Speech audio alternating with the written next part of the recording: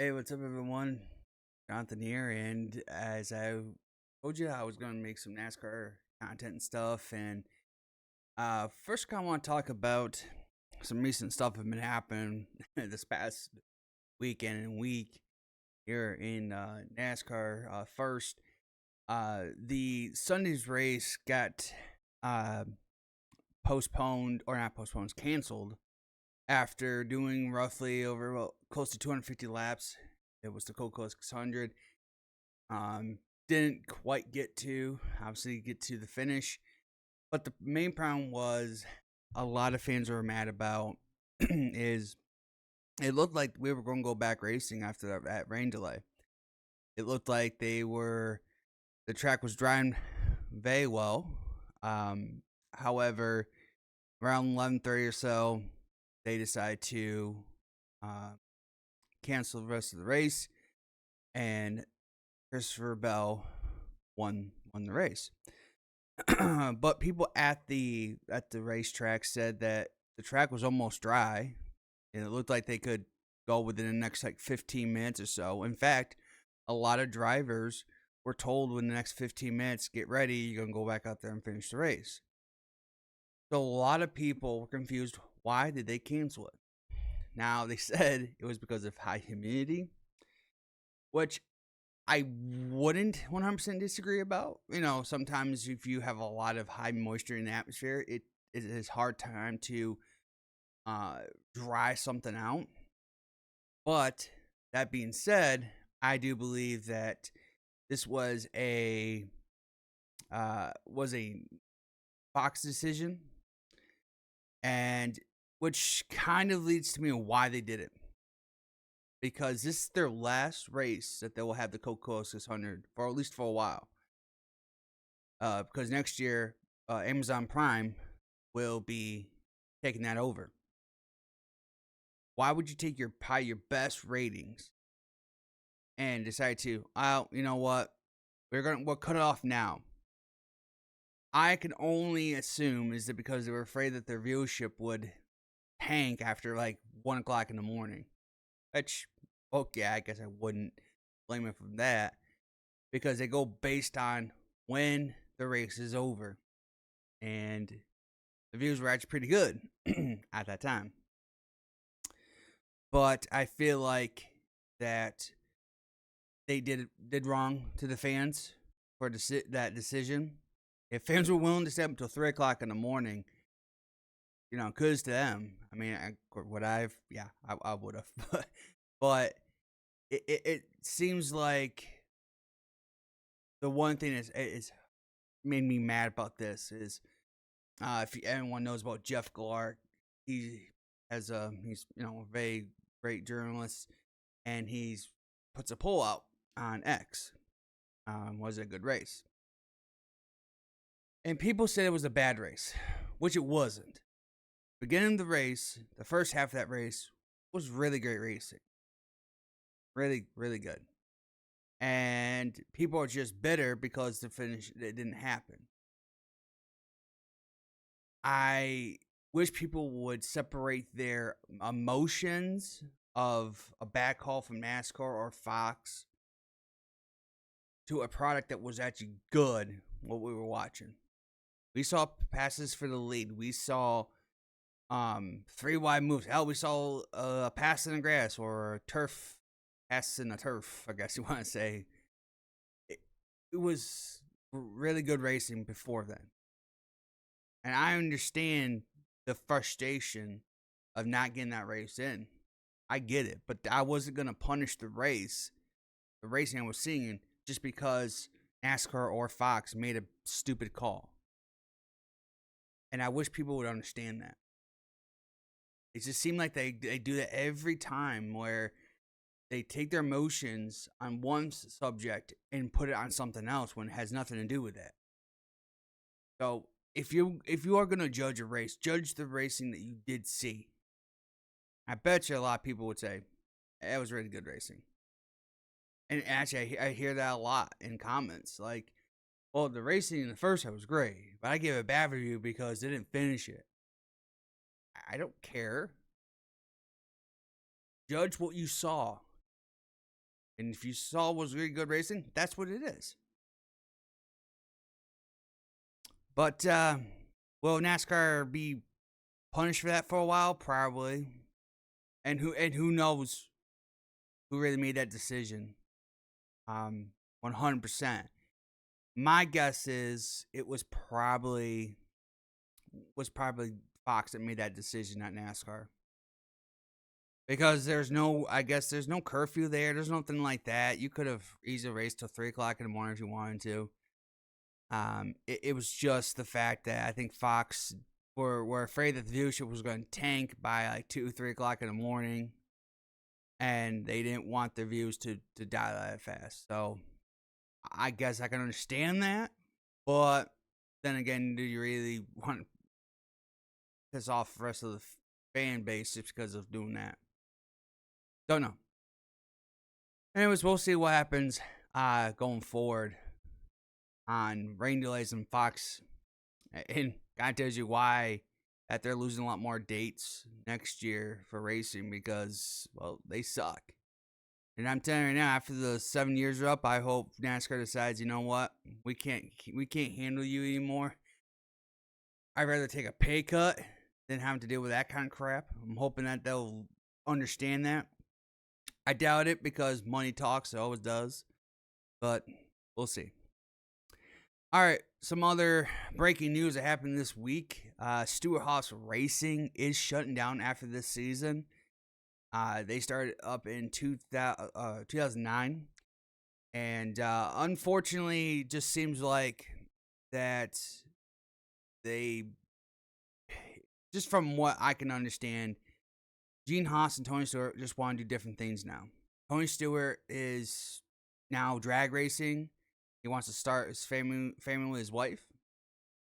Gene Haas really seems like he wants to focus on the F1 side, which the way they're going, probably needs to focus on that a little bit.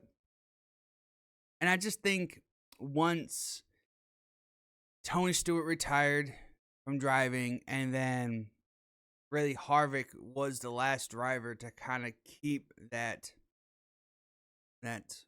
good momentum in that organization. Once he retired, no offense to the drivers, they're talented drivers, but to be week in and week out with 4 drivers and trying to find something that matches what Harvick put up, they just weren't going to succeed. And on top of that, it looked like from information that Ford was not going to give them any more funding, basically, the backing to support them anymore.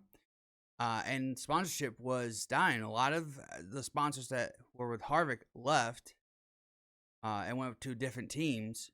And so they just realized, look, we're running out of the money, okay? And then 2, we're not going to get support from Ford.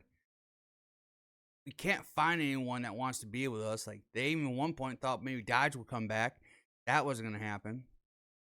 And so I think that the decision really was, it's either we suffer for maybe another year or 2, or we shut down now.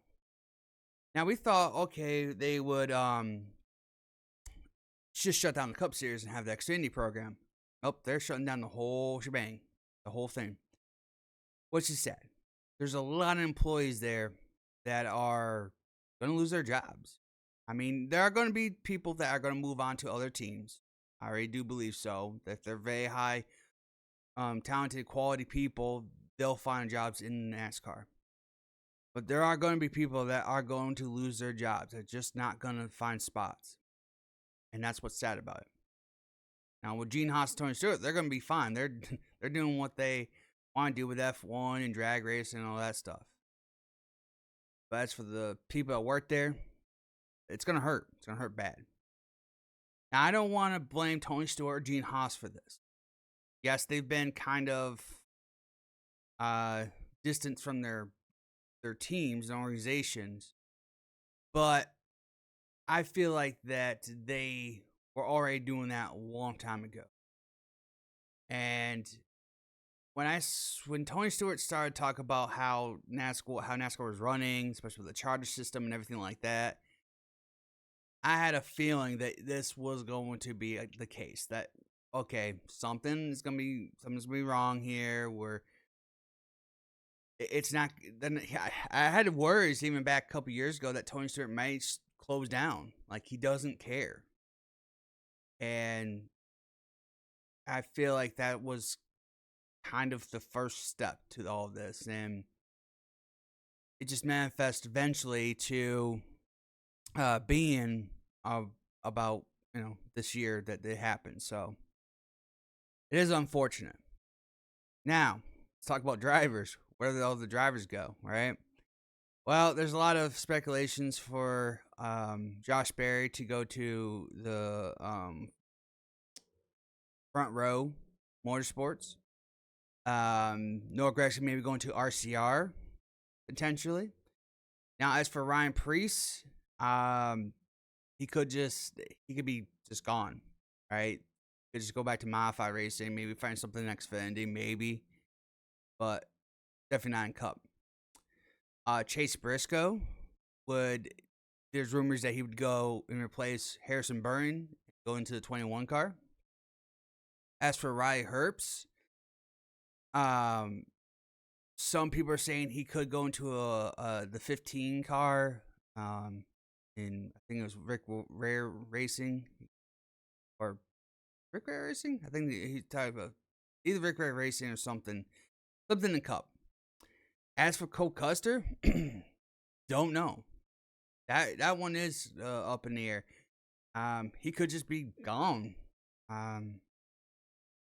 Though what my bet is that he either stays in Xfinity somewhere in there, or one of those rumors gets flopped and Cole Custer goes in to one of them, and the other driver's out. So, kind of my best guess in that. But as for also the charters, where are they going? All the charters is going to be sold too. Right now, it looks like all the rumors are Trackhouse will take one, Danny Hamlin in the 2311 will take one. And then also has been confirmed that Front Row is going to take one charter. Now that's 3, so the 4th one's kind of up in the air. I talked about Noah Gragson maybe going to RCR, which they may take it, or some new person from the outside, a new owner wants to grab it. That still remains to be seen, and there's no rumors yet to have really put those to bed. But I feel like if I'm a betting man in this case, I think RCR takes that 4th charter. It does take Noah Gragson. Some people think that Austin Dillon is actually just going to leave and become part of like the organization, work for the organization, and Noah Gragson will take over the 3 car. I think right now there'll be a 3rd charter. He'll pick a 3rd charter up. He'll put Noah Gragson in. And then maybe in the next couple of years, Austin will want to decide, okay, I'm done. Doing NASCAR. And they will then put Austin Hill in either the 3, or they'll put Noah in the 3 and have him put in the 33. I don't know. If any person I want in the 3 personally would be Noah Gragson. I know a lot of people prefer just to have that number retired, but NASCAR doesn't retire numbers or just gone off the track. I get that. But if anyone I would want in the 3 would be Noah Gragson. All right, Austin Hill, no. Immature driver, and definitely, even in a couple of years, he's still not going to be that the way he's acting right now. Which, by the way, we had another a little bit of news as well. Austin Hill did get penalized during Saturday's race. Coming down the front straightaway, we'll kind of set this all up.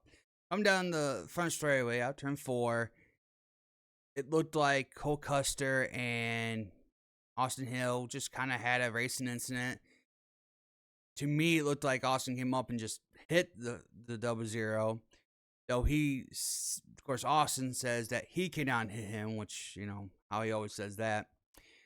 That which cut down his right front tire, and then not only did he wrecked himself, he slid up and then hit Cole again and wrecked him. Well, that wasn't it. He decided to go down the back straight and just wipe out Cole Custer clean and intentionally wrecked him down the back straightaway. So NASCAR has fined him $25,025 points. Now, a lot of people, again, here comes the debate. Why did he not get suspended? Taylor got suspended for intentionally wrecking. Bubba Wallace got suspended for intentionally wrecking. Why did they not get suspended? Well, there could be a lot of factors to this. You can say that it was under caution, though people say it was under green flag conditions. Some people believe that because it's a lower series that they can't harshly punish drivers like that because it means too much for them going forward. Just in trying to for what reasons I don't know, but they feel like it's too much harsh punishment. In my opinion, I think he should be sent out at least one race. Tell the truth, if he was to set out one race, maybe it'll stop his attitude, hissy fits that he has, because he thinks the world's against him, and everything he does in racing, the whole world's against him. The world's not against him. He's being a douche. Stop acting like an idiot driving, thinking that the world revolves around you when you race. And maybe, just maybe, people won't hate you. They might actually race you clean. They may not try to side drift as hard. They may not try to be aggressive to you. But if you keep on doing what you're doing, they're going to keep doing to you. I was actually watching last night the NASCAR Weekly podcast, and they talked about how he drives, right? And I agree with them that if he got to the Cup Series, they'll eat his lunch for the amount of crap that he'd pull on them. They wouldn't tolerate it. You'd learn fast that, okay, I guess I can't do this stuff anymore in the Cup Series. They just don't tolerate it up there. They've had enough. So, if I am Austin Hill, he needs to stop that for sure. But guys, I think that's it. That's all the news I have and my thoughts about what's going on in the NASCAR world. Very, very interesting week so far. And this weekend they go to the Worldwide Technology, but was known as Gateway. And we'll see how well that race goes. If anything, I'm going to say it's a hard track to pass at, especially that they still use the mile-and-a-half package. If you're within the top 5, you'll probably win the race. Pit strategy is absolutely king, obviously. I mean, pit strategy is always king in NASCAR, but more so here. It is hard to pass. But we'll see. We'll see what happens for this weekend. But let me know in the comments below what you think about all this news. And I want to thank everyone for tuning in for this episode. And if you did enjoy this video, be sure to hit that like button. And if you're new and want to see more NASCAR content, NASCAR news, consider subscribing as well for that. I will try to keep update to relevant news and things that matter to the sport. Hope to see you for the next video.